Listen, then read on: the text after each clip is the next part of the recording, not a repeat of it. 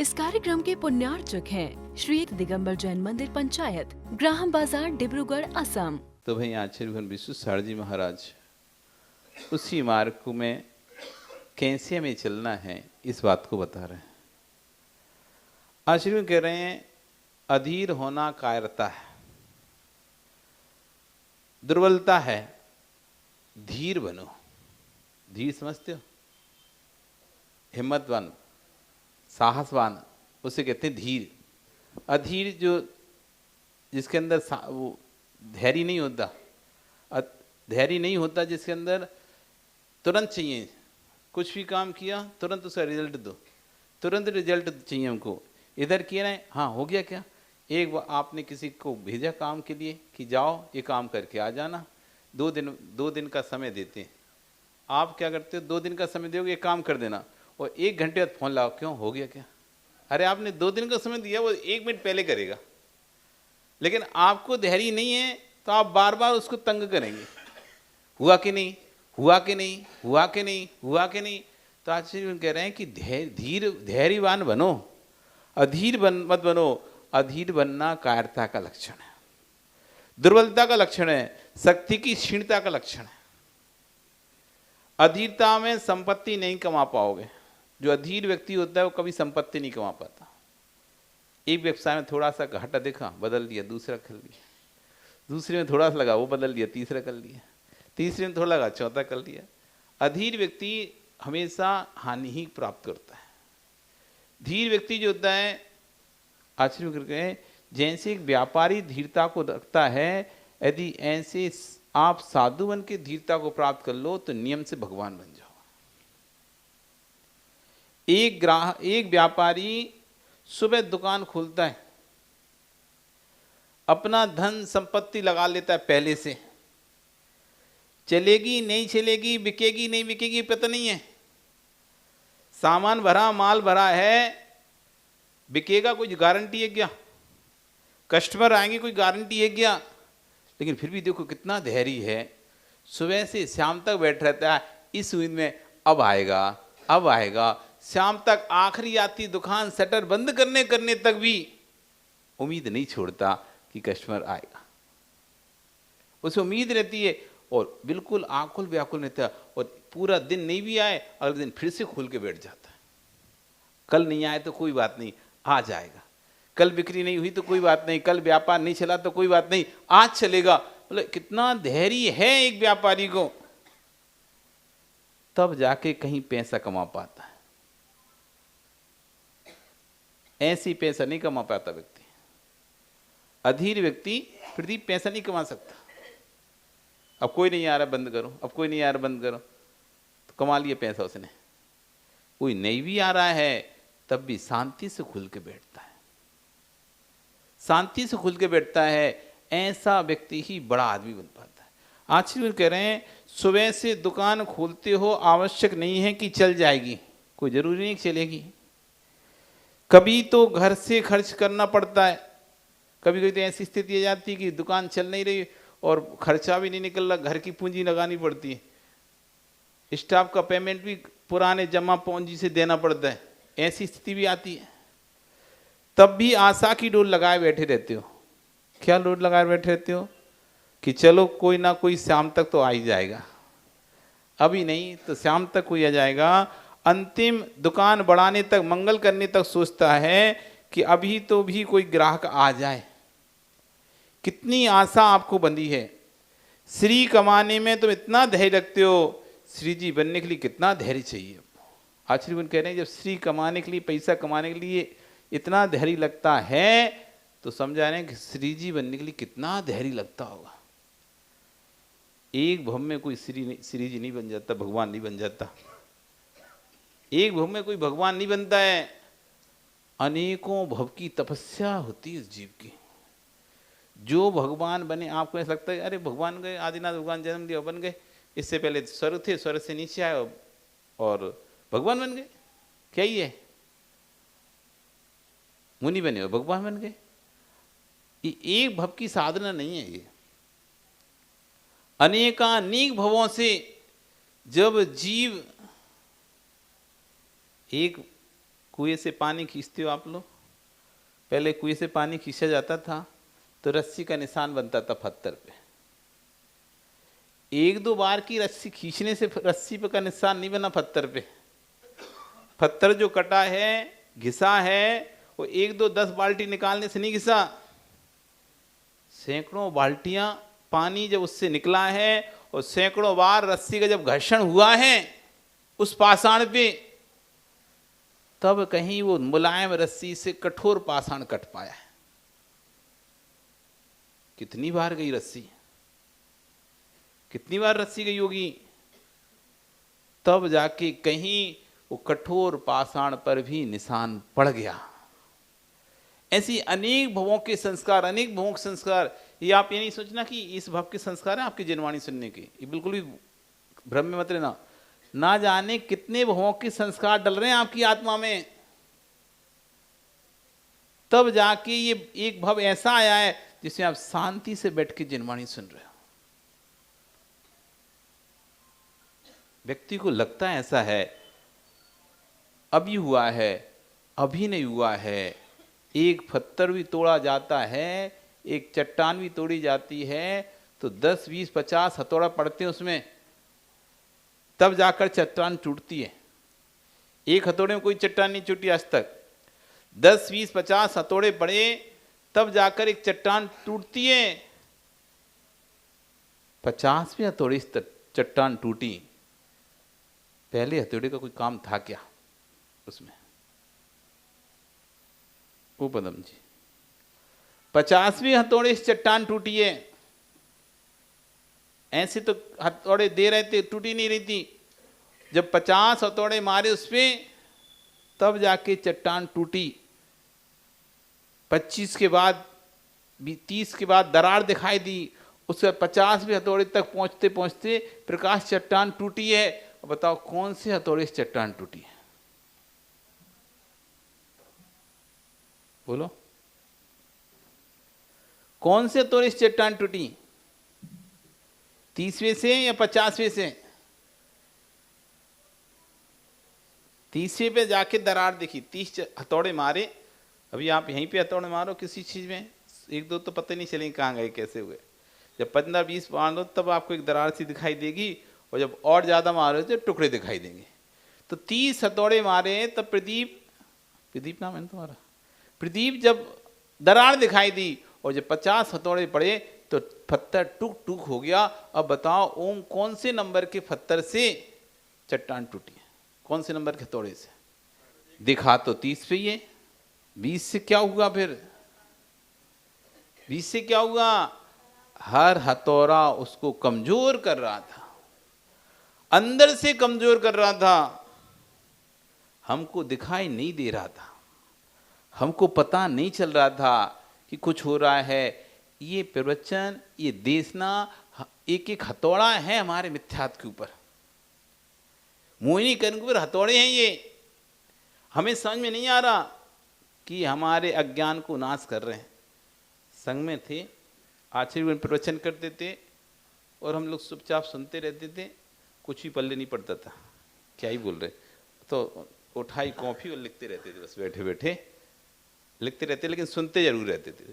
सुनते रहते थे, हमको लगता था अपन को क्या ही करना है सुन के, अपन को कौन से प्रवचन तो बनते नहीं है ना, वो प्रवचन तो होते नहीं और अपन कह भी नहीं पाएंगे इतने 1 घंटे 1.5 घंटे, और इतना सुन के क्या ना क्या है, नहीं सुनते। और ऐसे कॉपी में लिखते रहते, लेकिन कान खुले रहते थे तो डलता रहता था, डलता रहता था। पता नहीं चल रहा था कि अज्ञान नाश हो रहा है कि नहीं हो रहा। ऐसा लगता था कि अपन को तो कुछ पल्ले नहीं पड़ रहा, कुछ पल्ले नहीं पड़ रहा। पर समय व्यतीत हो गया, 7 साल निकल गए साथ में रहते रहते। जब 8वीं साल में जब अलग चतुर्मास हुआ, अब हमारे तो हाथ पैर फूल रहे कि समाज तो बिना सुने रोटी नहीं देती। पहले 2 बार निकलवाती है, फिर 1 बार देती है। हाँ, बड़ी होशियार समाज, जैन समाज। कोई कहे कि महाराज फ्री में दे रहे, नहीं फ्री में नहीं दी, 2 बार बुलवाती। पहले सुबह भी प्रवचन करो, शाम को भी प्रवचन करो, ये करो वो करो, 2-2 बार, कोई तो 3-3 बार भी। 3-3 बार भी श्रोता होते हैं, जब जिस समाज में अच्छे श्रोता होते हैं तो 3-3 बार भी साधु प्रवचन देते हैं। क्लासेस तो लगाती हैं, क्लास तो पढ़ती हैं, और प्रवचन भी कभी कभी 3-3 बार भी हो जाते हैं। अब हमारे तो हाथ पैर भूल रहे कि कैसे प्रवचन करेंगे, 1 घंटा करना है वो भी।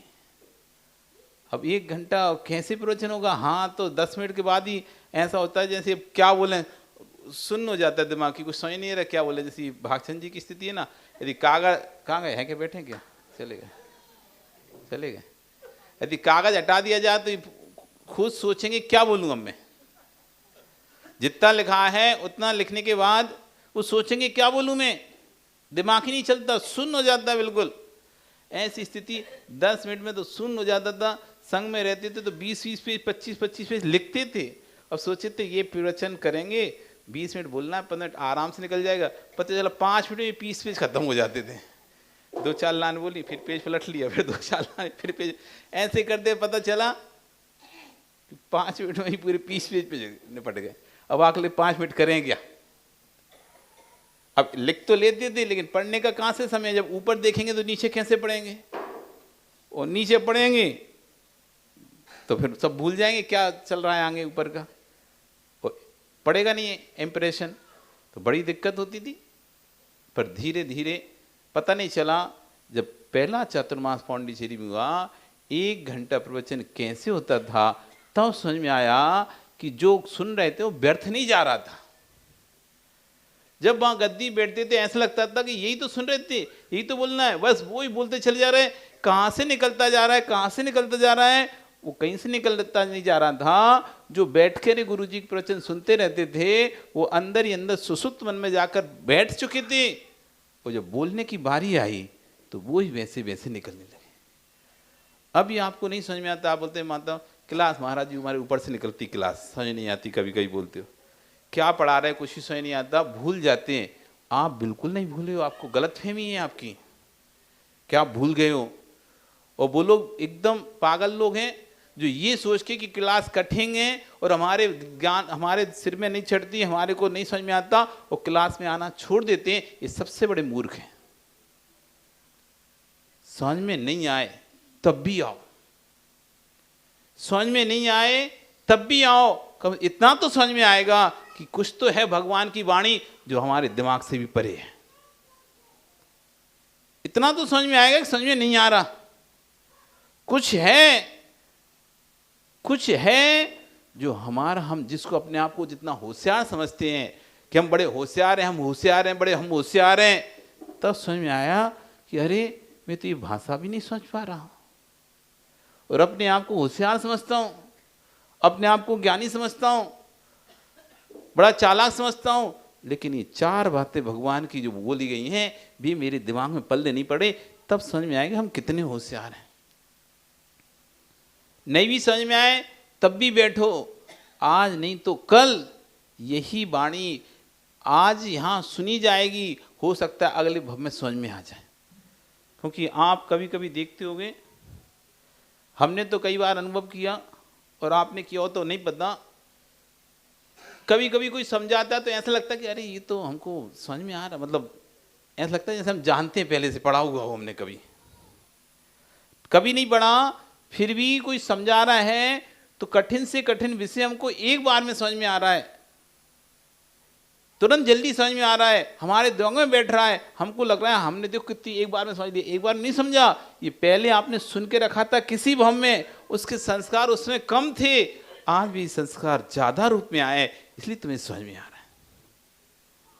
इसलिए सुनते रहना चाहिए। आचार्य धैर्य रखना चाहिए। जब श्री कमाने के लिए धैर्य रखना पड़ता है तो श्री जी बनने के लिए कितना धैर्य रखना पड़ेगा। पापी को भी पाप से छुड़ाना है तो उससे भी प्रेम की भाषा बोलो।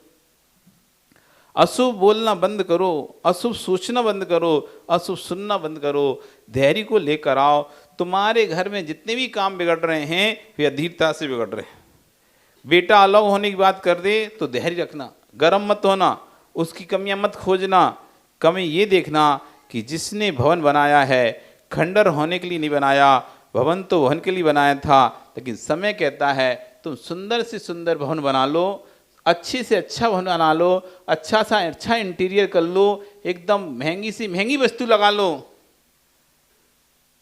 फिर मुझको सौंप दो, समय व्यतीत होगा, स्वतः ही खंडर हो जाएगा। खंडर कोई करता नहीं है, मकान को पुराना कोई करता नहीं है, समय व्यतीत होता है, मकान पुराना हो जाता है, धीरे धीरे दीवाल की पपटियां झड़ने लगती हैं, फिर धीरे धीरे उसकी रेत झड़ती है और धीरे रखो ईंट भी झड़ने लगती है। कभी खंडरों को देखा कि तुमने? खंडरों को देखा क्या? ईंट का एक एक रज कण कण झड़ता है। किसने झड़ा है इसे? किसने झड़ाया है? किसी ने नहीं झड़ाया है। समय समय समय सबको पुराना करता है, समय सबको नष्ट करता है। कोई कह रहा है बेटा मुझे पिताजी अलग होना है, आप नाराज मत हो, गुस्सा मत हो, समय पर देखो अब स्निग्धता कम हो गई है। जैसे दीवाल की स्निग्धता कम होती है तो दीवाल झड़ने लगती है। सीमेंट की उम्र होती है, सीमेंट जब तक पकड़ के रखता है तब तक दीवार में रेत और जमी रहती है, और जैसे ही सीमेंट की उम्र कम हुई तो रेत झड़ने लगती है। उसकी उम्र किसी ने कम नहीं की है, समय पाकर स्वतः ही उसकी स्निग्धता, उसका जो पकड़पन था सीमेंट का, वो ऑटोमेटिक कम हो चुका है। ऐसे ही घर में बेटा कह रहा है मुझे अलग होना है, तो आचार्य कर रहे हैं गुस्सा मत करना उस पर, सोचना अब स्निग्धता कम हो चुकी है। जैसे भवन की स्निग्धता कम होती है, खंडर होना लगता है, ऐसी जब घर में स्निग्धता कम होने लगती है, इसने तो नहीं, प्रेम, प्रीति, आपसी मेल, सद्भाव, विचारों का तालमेल, उसे कहते हैं स्निग्धता, एक दूसरे के प्रति प्यार। जब स्निग्धता कम होने लगती है तो स्वतः ही संबंध टूटने लगते हैं।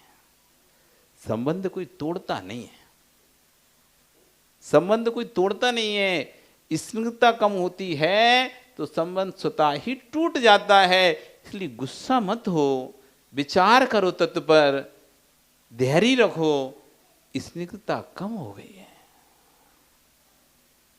जो प्रेम, जो प्रीति आपको अकेले मिल रही थी, अब वो प्रेम प्रीति बढ़ चुका है। शादी कर दी ना बेटे की आपने, अब बटेगा नहीं बटेगा उसका प्यार? अभी तो आप अकेले थे, माता पिता ही बोलता था। अब जैसी शादी हुई तो अब एक और सदस्य और आ गए ना, अब उसके प्यार पे 3 का हिस्सा हुआ कि नहीं हो गया? अभी तो माता पिता थे, सो तुम दोनों को ही प्यार हो रहा था। अब जैसी तीसरा आया, हिस्सा बटेगा कि नहीं बटेगा? और जैसी फिर घर में एक बच्चा और आ गया, एक संतान और आ गए, प्यार बटेगा कि नहीं बटेगा?